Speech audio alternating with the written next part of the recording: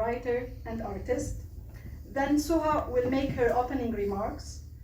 This will be followed by the words of our three panelists in order of presentation: Reverend Dr. William Vansani, the Minister of Heygazian University campus, a published author and a reference in the world of theology; Mr. Sleiman Bakhti,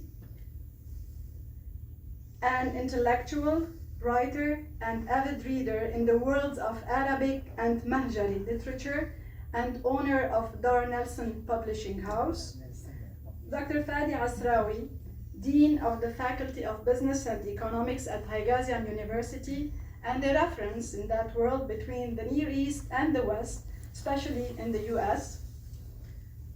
There will also be excerpt readings by Suha's friends, Dr. Najwa Nasser, Assistant Professor in Business Administration and Coordinator of Advertising and Communication Department at Heygazian University, an eternal admirer of Michael Na'ime's thought and spirit, as she calls herself, and Mrs. Vera Karagosian Haddad, Coordinator of the Accounting Department at Heygazian University. We will end the event by the closing words of the Reverend Dr. Paul Haidostian, Heygazian University President.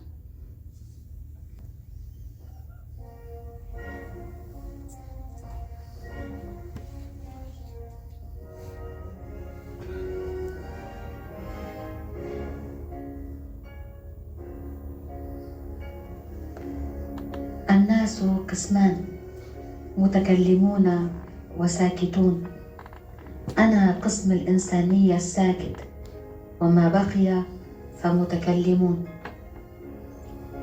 أما البكم والرضع فلغاية ختمت الحكمة الأزلية على أفواههم فلا يتكلمون، في حين أني ختمت على فمي بيدي، وقد أدركت حلاوة السكوت ولم يدرك المتكلمون مرارة الكلام، لذلك سكت والناس يتكلمون.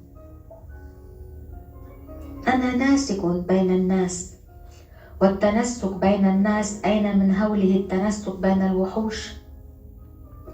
فأنت تستطيع أن تأمن جانب الوحش وأن تكسب ألفته باللين والمحبة، وإن أخفقت وغضب الوحش عليك فهو لا يمزق منك غير جسدك. أما الناس فيحسبون اللين والمحبة منك ضعفا، ويتحاشون إلحاق أقل ضرر بجسدك الفاني خوفا من قوانين سنوها.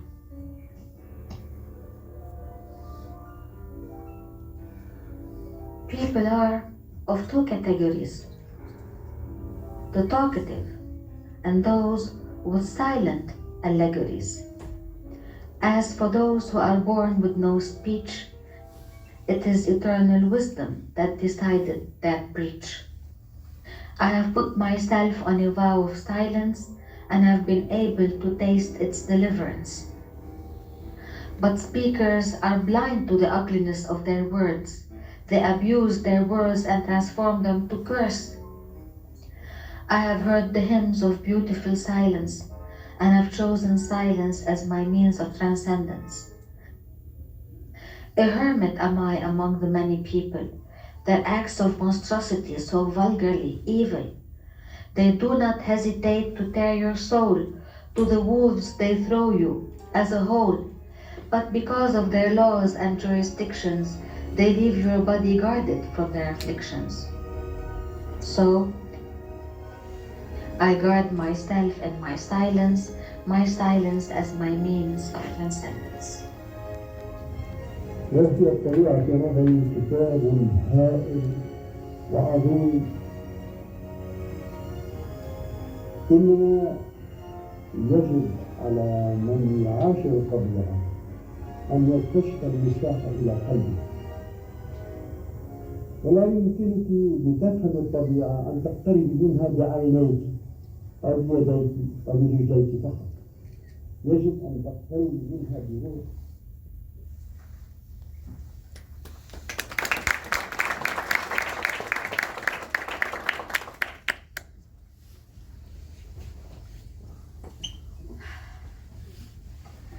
Good evening. Honestly, I do not know where to start. I look around and I see all these beautiful faces, smiles, eyes sparkles, hearts, warmth, and I am so engulfed with this beauty. Thank you for being as beautiful, as warm. And you remind me of the Christmas tree. Each one of you is a light, a different sparkle, yet all of you stem from one trunk.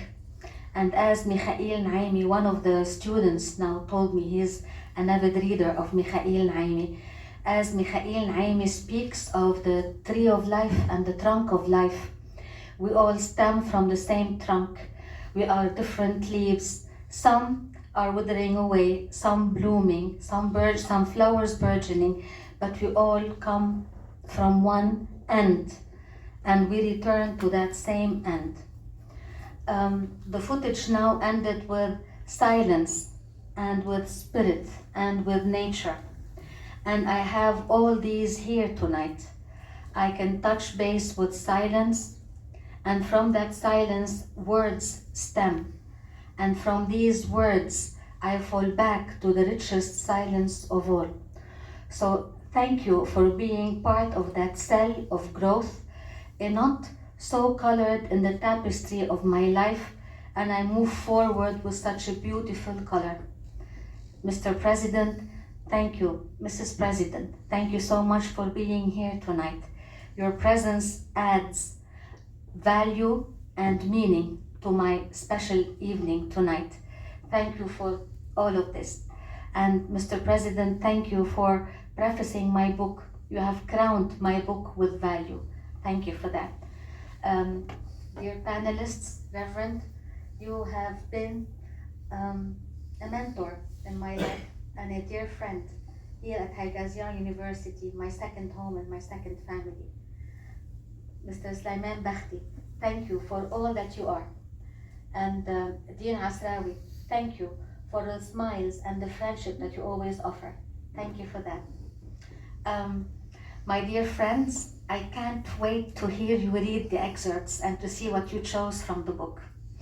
I would like to read excerpts from the book, from my book, about the book. I would like you to know more why I have chosen the Pitted Face to transform from a story in the Arabic language originally published in 1949, why I have transformed it to a one-act play in verse and aim to be a musical. So let me read, I will read excerpts from that chapter. I will start with a quote by Mekha'il Naimi from his book, from his autobiography, Sab'un, meaning 70. Because he wrote the book when he was 70 years old in 1959. And I translated that quote into, quoting, "And when the image of the pitted face fermented in my mind, the pitted face appeared to be real, of real flesh and blood, until he became my constant companion. I had to set the convenient environment for him to emanate the components of his rich soul against the dire drought, ugliness, nausea, poverty of the quality of life within the sphere of his surrounding," unquote. In other words, the pitted face is Naimi's silent expression that was woven in his inner worlds of thought and transcendence at the closest encounters between the author and his most intimate self. In the contemporary era of inflicted calamities, of pandemics, wars, economic inflations, deterioration of human values and societal ties, as well as myriad other setbacks prevailing on the planet, the pitted face is the voice that breathes freshness into a morbid reality. He is the spur that triggers aimful motion and overcoming. He is the call that demystifies the false and awakens the true. The pitted face sheds light on notions of longing, belonging, identity, freedom, love, death, truth, essence, and more.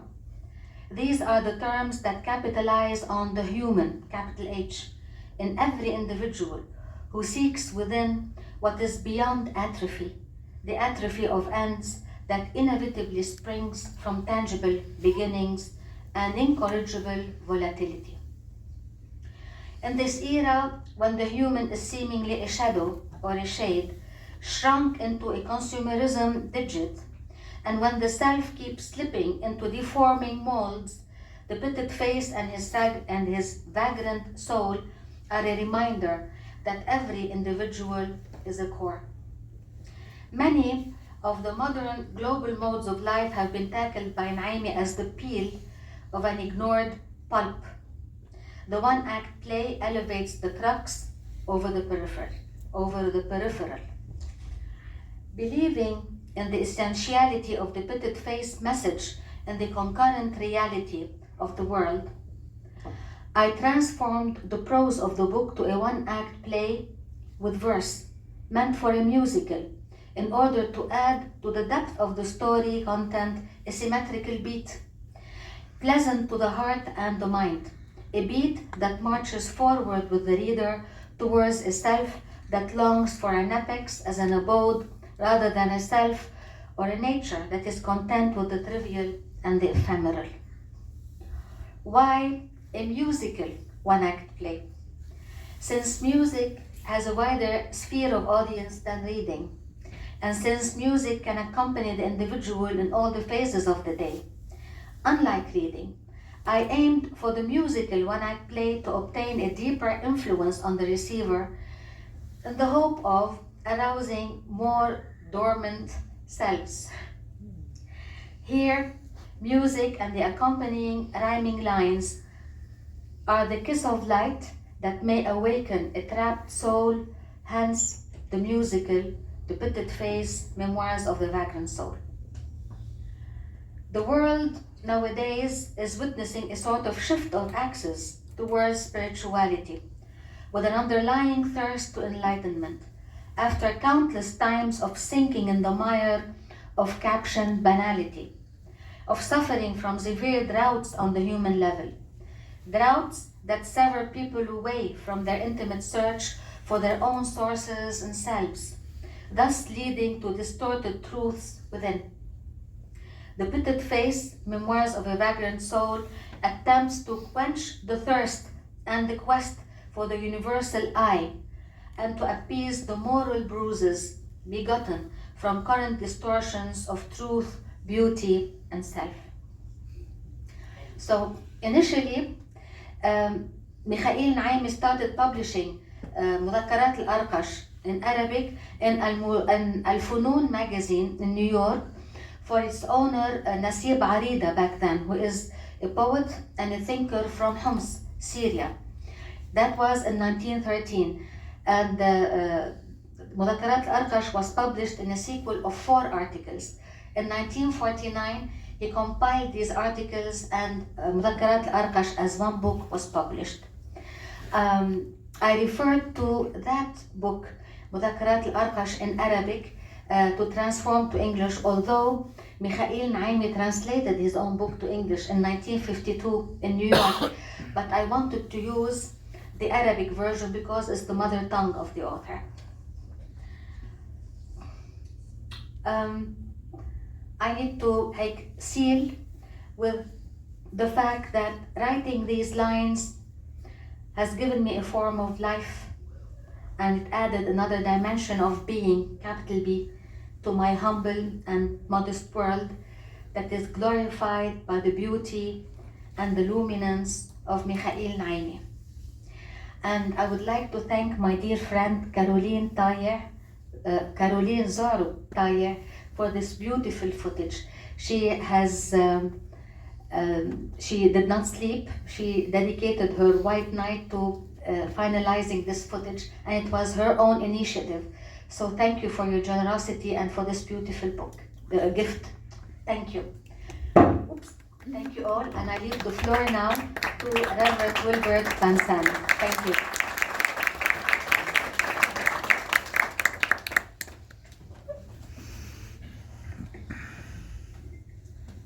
Ladies and gentlemen, can you hear me? Yes, it's working well. Great. Sulha Naimi kindly asked me to speak on this joyful occasion, and I thank her for this honor, and I congratulate her on the publication of this little gem. I believe I can shed some light on the play, The Pitted Face, Memoirs of a Vagrant Soul, by treating it as a spiritual classic. I think there are many ways to read this work, but I would propose to read it as a spiritual classic. For those who are willing to try that, it might be fruitful. You could read The Pitted Face in much the same way as you would read, say, Teresa of Avila's Interior Castle, or John Bunyan's Pilgrim's Progress, which is a Protestant classic. This should not surprise us, because we all are aware of the spiritual depth of Michael Naimi. I hope that the following remarks will serve for you as pointers for rereading, or for reading and rereading The Pitted Face, because it is not something that you finish after one reading. I think it's something that you need to go back to. Formally, this work possesses several features of a spiritual classic. First, this book is highly allegorical and symbolical. The outward, temporary elements are signs of the inward, eternal realities. The reader should be aware of this and constantly look for symbolism. Sometimes the author helps the reader a little bit. Take, for example, the description of the stars on page 67. We're such a story, the stars and I. We're like the teacher and the student.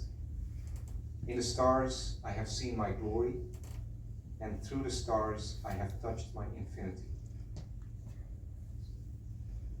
The second characteristic of a spiritual classic that we find here is revelation by means of dialogue. There's a lot of dialogue in this work. Dialogue is necessary and helpful to bring out opposites, to contrast truth and falsehood, and that's what's happening here. The Pitted Face dialogues a lot with Sheen, who is in many ways his opposite. Sheen is rich, the Pitted Face is poor. Sheen is very interested in protecting his wealth, the Pitted Face can give away. Sheen talks much and loud, and the Pitted Face prefers silence. Through the dialogues, the figure of Sheen shows us the hollowness of a life lived on the surface, which contrasts with the depth of the Pitted Face. The dialogue is not just external but also internal. I like this very much in the book. The Pitted Face often talks to himself. Between me and my two selves, there's a constant dialogue, he says on page 106. Perhaps the internal dialogue reveals even more than the external dialogue. And readers are clearly invited to reflect on their own internal dialogues as they read this book. The third motive of a spiritual classic, journeying. The external geographic journey reflects the inward journey of a vagrant soul. Vagrant means to be always on the move. It is this element that makes the work resemble other great classics of spirituality, many of which are about the journey of a soul. Michael Naimi himself traveled widely, and so does the Pitted Face to Argentina for one. Reading this book may become a reflection of your own spiritual journey, a gauge of your progress. As is revealed in this work, the internal journey reaches not some place far away, but a place in the heart of your being. A home within you that belongs forever, on page 137. It's there in the depth of being that we discover the coherence and unity of all things, and that we learn to inherit the whole earth. Lastly, spiritual classics address the mystery of sacrifice. I thought a great deal about this point, the sacrifice that we find in the book. In the pitted face, the beloved one, the bride, mysteriously appears several times. Quote, "A female in a white robe and bleeding neck appears, and her right hand is pointing at the wound that is bleeding profusely."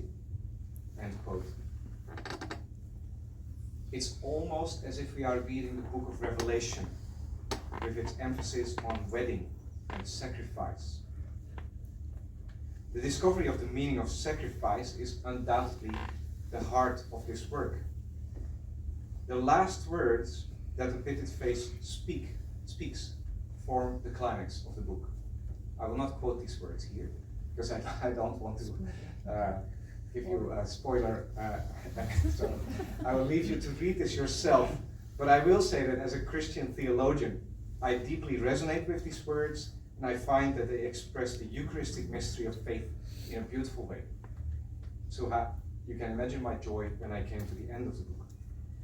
In the pitted face, much happens between the lines. It's a play, and readers should constantly visualize the scene and the characters, as Suha has clearly done when she wrote these lines. So it requires much of your imagination. The unsaid is as important as what is said.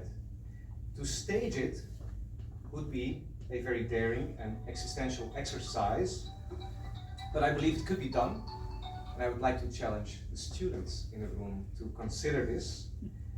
And I hope to witness its performance as a tribute, a further tribute to Michael Naimi, and of course a tribute to the work of our dear Suha Naimi.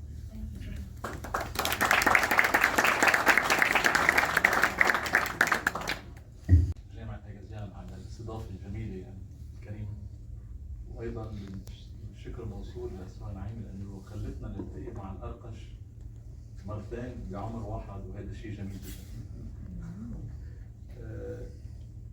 مذكرات الأرقش لميخائيل نعيمة والوجه الأرقش روح شاردة مسرحية شعرية بالإنكليزية لسهى نعيمة.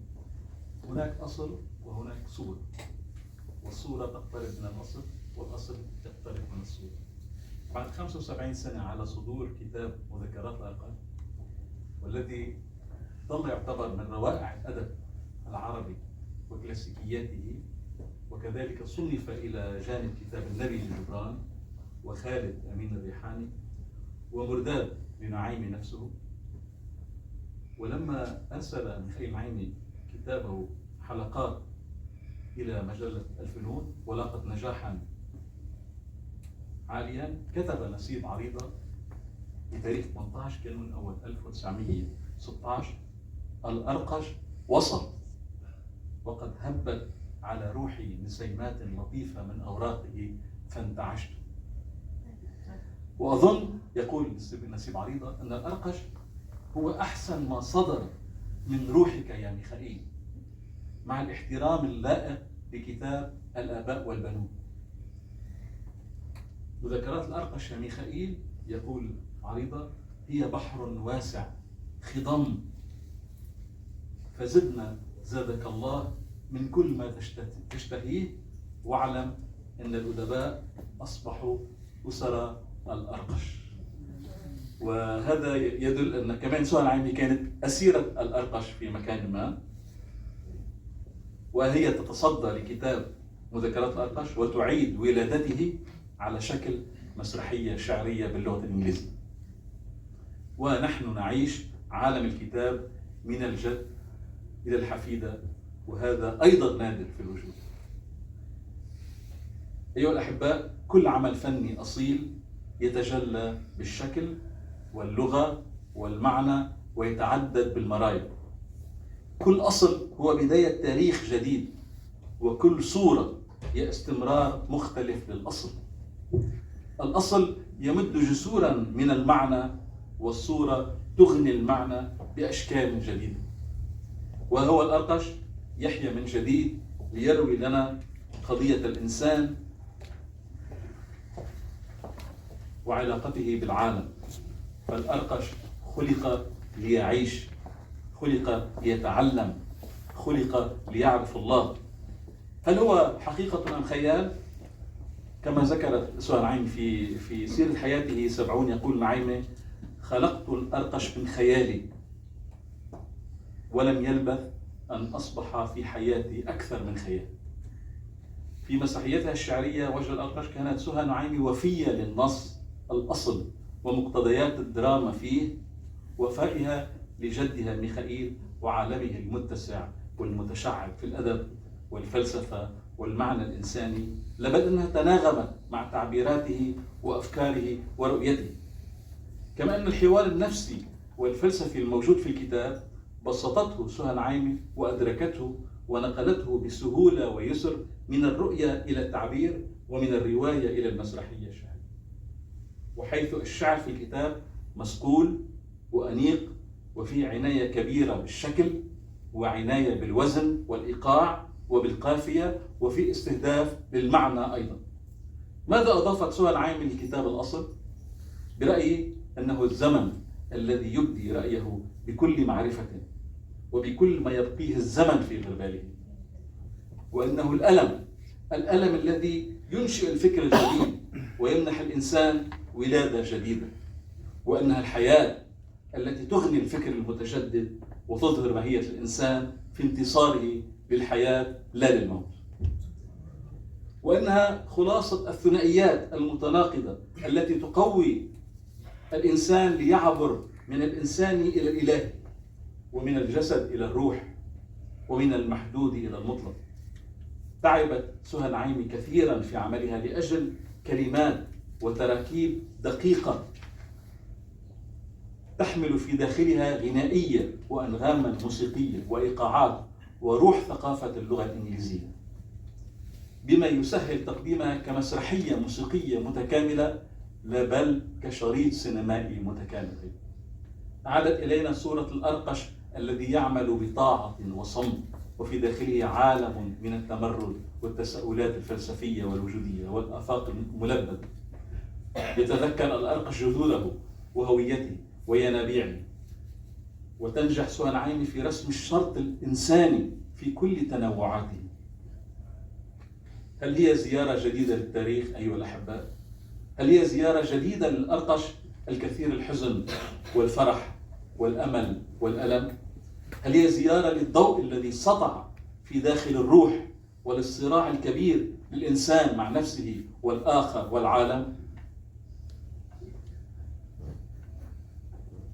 أم أنها أيضا فرصة مختلفة لتظهير صورة جديدة وفي العودة إلى عمل أدبي فلسفي كبير لميخائيل نعيمة؟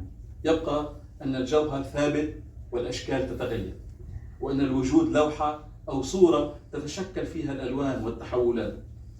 بعد 75 سنة يعود الأرقش ليكتشف معنى حق الإنسان في التحرر، ليكتشف معنى سرا جديدا من أسرار البشرية.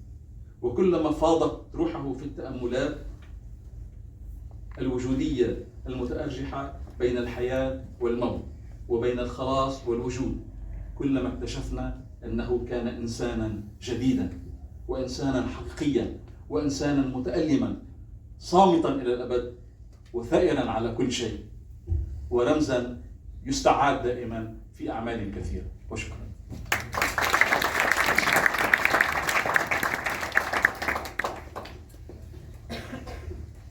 Good evening, everyone. Thank you for joining us and joining this beautiful evening that Soha has given us. Soha, this was a refresher for me. I'm spending most of my time reading economics and financial books and articles. So when I read this, it was a complete shift of my thinking and my thoughts. So I read it, as the Reverend said, I read it the first time, the second time, the third time for me to grasp some of the ideas. And I wanted to start today by having a small description of the whole book. And then I found that actually the best description was already written in it by the president, Dr. Haidostian. So I borrowed what he said, and I'm going to read what he said, because this really summarized beautifully what you said. And I'm quoting Dr. Haidostian in what he said in the preface of the book. It's a theatrical work with its ability to evoke emotions and provoke thought. serves as a powerful vehicle for conveying philosophical concepts. The book delves into spiritual and existential themes, drawing connections between a human experience and divine truth. So, a summary, thank you, Mr. President, for giving me the summary of the book. Now, when I was reading the book and I was thinking, what does this remind me of? I took courses at the undergraduate level, one course I still remember, which was Sufi thoughts.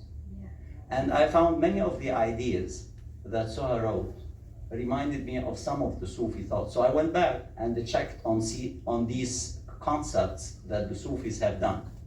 And this is what I found, and this is what I wrote. In her book, Soha one-act play encapsulates profound spiritual insights that resonates deeply with Sufi thoughts. Sufism emphasizes inner purification, the pursuit of divine love, and the transcendence of material desires, all of which align with the philosophical undertones in Soha's writings. It's a journey of self-discovery and transformation. I'm going to read part of what you read, Soha, which was on page 56. People are two categories, the talkative and those with silent allegories. As for those who are born with no speech, it's eternal wisdom that decided that breach. I have put myself on a vow of silence and have been able to taste its deliverance. But speakers are blind to the ugliness of their words. They abuse their words and transform them to curse. I have heard the hymns of beautiful silence and have chosen silence as my means of transcendence.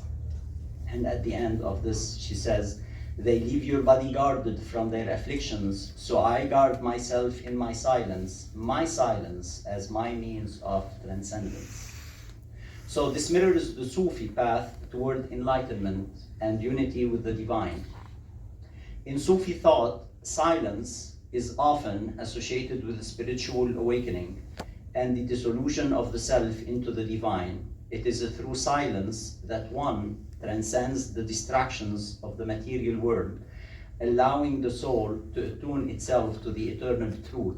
Once I read a book about silence, and one of the examples that he gave at the beginning of the book, he said, you know, when you're driving a car, and if you hear sounds, it means there's something wrong with your car. And if you're driving your car and there is no sound, it means your car is in perfect shape. You hear no sounds. So it reminded me of this, Soha, when you wrote this. Now, the imperfections symbolized by the pitted face become a metaphor for the soul's flaws and the transformative potential of suffering. Sufi teachings often highlight that spiritual refinement emerges through trials, and Soha's one-act play vividly illustrates this transformative journey. On page 59, she wrote the following. I am the man with the face eaten by might, and I remain as such until my soul takes flight. Let people write their series and draw lines and borders to their myriad traits. I am the man who has it all, a face of might, a face as hollow, and has it all, the entire glow of possessing nothing, nothing I owe. Another parallel between Soha's thought and Sufism lies in focus on divine love as the ultimate goal. Sufism sees love as a bridge between the human and the divine, encouraging seekers to shed their attachment and surrender to God. Similarly, for Soha in her play, she explores themes of unconditional love and compassion, not only for others, but also for oneself. Her characters often confront the imperfections, reflecting a Sufi-inspired understanding that divine love accepts humanity in its flawed state while urging it towards perfection. And I'm reading on page 109, which illustrates this thought. And when I was reading it, actually, it was really something inspiring. A love so pure that can last forever, that stands the test of time, a true life treasure. How? But this is where it can. For those of us who are married, this is not nice for us to read this, because it says, how can love and marriage go hand in hand? Love is pure, ethereal, and can any storm withstand, while marriage is a cage, so besieged with many commands. I think it's the wife to the husband in this case. Love is redeeming, a core, God's mind man. And then this paragraph ends with the following. While marriage is a patch, a confinement, the bland of bland. So a patch, as you know, it means something is torn. It's torn. So, a confinement, so again, it's a prison. And it's not a bland, it's the bland of bland, which means the maximum we have of a bland, yes. Finally, Soha's poetic and philosophical play frequently evokes the Sufi practice of finding God in the everyday and mundane. The ocean holds a profound symbolic resonance, serving as a metaphor for spiritual depth, unity, and the boundless mysteries of existence. The ocean, vast and immeasurable, mirrors the infinite nature of the divine. It represents the depth of the spiritual journey, where the self, like a drop of water, merges with the whole, achieving oneness with God. This imagery highlights the importance of surrender and the realization that individual existence is but a part of a greater, incomprehensible reality. And I'm quoting here on page 112, the beautiful thing that Soha wrote. Ocean, you trigger of life. Ocean, you glory of light. Ocean, my echo, and the echo of the years. Ocean, that voice follow people, and I must cease. Ocean, my heart, and the heart of my God. Ocean, the language of the grand and the stark. Ocean, the washer of sins, of burdens, a renewed ark. Within me, my soul, a mirror of the ethereal spark. This was beautiful. So this ocean is used as a metaphor for the collective soul, a vast and interconnected reservoir of being. Just as the waves rise and fall while remaining inseparable from the ocean, individual lives and experiences are transient manifestations of an eternal, unified existence.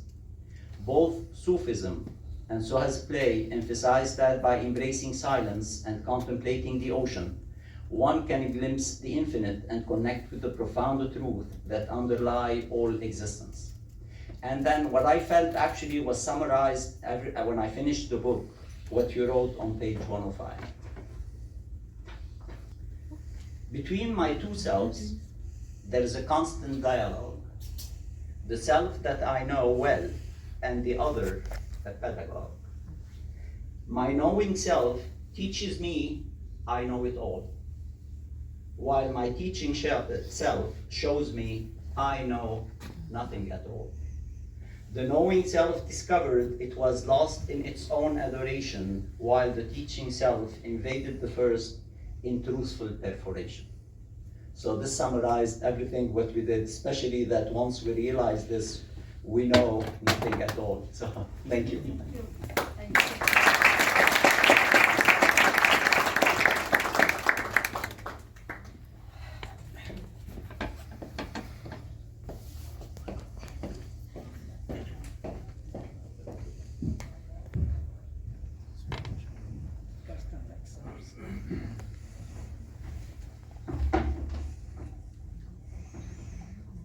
Okay, so we're going to. It's okay. No, it's fine. Can you hear us? Yes. Okay. No, you're fine.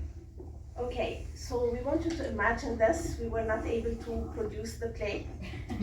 So here is the dialogue and what's happening and what Soha meant to do. So imagine I'm the pitted face. It's a dialogue between the pitted face and death. I'm the death. Okay, so I'm wearing a lace shirt with a stain on it. This is what the pitted face wears. Yes, just like the cover. Okay. And imagine I have a pitted face. Pitted face. So lights over the cafe are completely out. Both pitted face and death are at center stage with a spotlight over them. The background is completely darkened. Yes, pitted face, I'm here. What do you want? Death is here? Why? What do you want? I am here because you called me. You said it out loud. You want to interact with me. Me interact with you? Come now, no hasting. You typically deny. You're still a fledgling. A fledgling? Why you think so? No, I'm not. Fully developed I am, equipped with my plot. If fool you deem yourself to be, then you have no business in dealing with me. How come? Clarify, what do you mean? Aren't you the destiny of organs, the heart, the liver, and the spleen? I am that, and so much more. I exist, although my presence you abhor. Through me, you get full and complete, like the other half of the circle you meet. And once complete, that eventually dies. Completion of people, in this I specialize. When will the pitted face be complete? When that to you becomes obsolete. I cannot understand what you now claim. How can I have any death after decay? The day when you live without breath, the day you are beyond breath, it is then you live beyond death. When the pitted face lives without killing, the killing of the transformative for the fitting, the killing of air particles of nature's bidding, the everyday killing to ensure you're living. And when the pitted face lives without dying, the dying of organs and what's underlying, then the pitted face is an exonerating being. I wish death would leave us with existence in euphony, as incomplete as we are with life and matrimony. How can you be complete without death? Impossible. The truth is blunt and flagrant, so clearly perceptible. A fly would fill the sky with no death, so that gives a chance for others to progress. Whether in this life or in the one after, you will always exist, non-existence to shatter.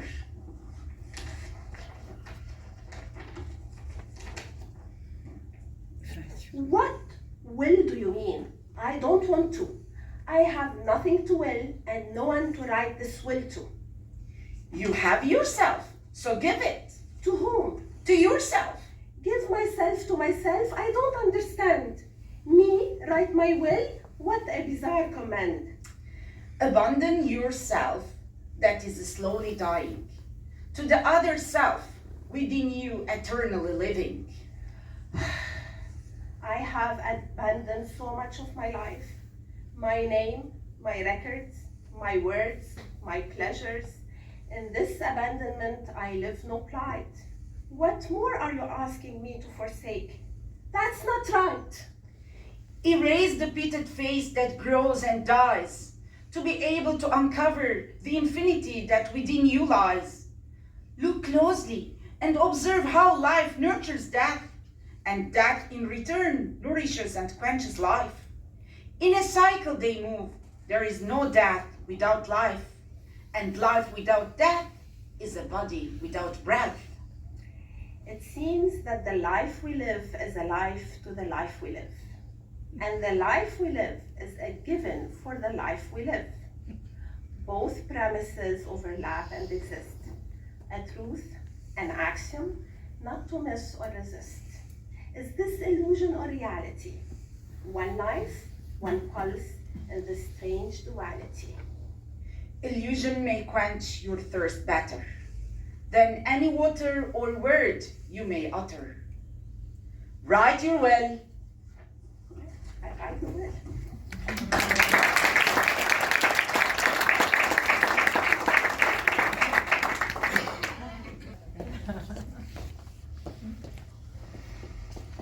Well, this turned into a cultural festival of various types, and I welcome you all.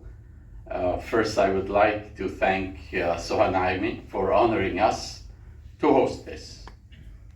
It is an honor to host this and to bring back to life one of the great works of one of the great people of Lebanon, and actually the world, as is consistent with what we said. I thank all those who are in this partnership. Today, there's a partnership, Khail Naimi, Soha, Dar Nelson, all those who contributed, who helped you, of course, all of us. And it is really through partnership that works come to life. It is the richness of the world when people support each other, cooperate, and that's how life is born. It's not in our isolation. I'm not writing a new chapter for you, but it is. Second point, the value of work, of any work, increases with its applicability in all times and in all places. The strong work, the valuable work is not something that evaporates soon. So this work of Naime, actually all work by Naime, but also this work, keeps its life. Keeps its life because it transcends all the places and the types of discussions and times and politics and so on. Humans will lose this when they become either machines or when they copy machines. Now we're in a stage or age when we're making machines to copy us. But then when we see ourselves copying machines, then when so much also dies. The third point is the type of work that Suha did. It's not a translation, it's an interpretation. It's bringing new life to a work of literature, of philosophy, of some other time.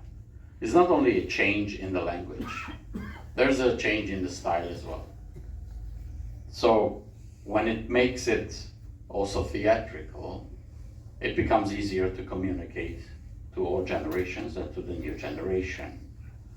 And I do hope that next time we have this activity, other faculty members will sing this as well, just as I cannot promise. you cannot promise, yes.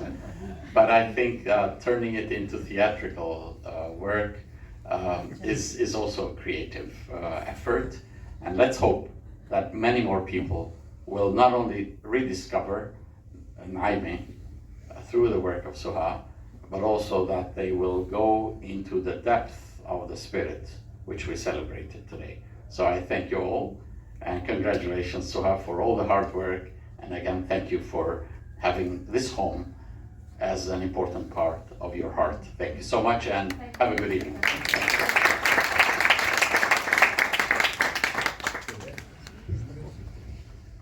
Congratulations, Suha. Thank you all for being here to honor Suha and her work. Suha will be signing the book on the stage, and for those who would like to receive a copy of the book, the publisher, Mr. Bakhti, has offered 50% discount only for this occasion today. So, and some refreshments will be served at the back. Thank you.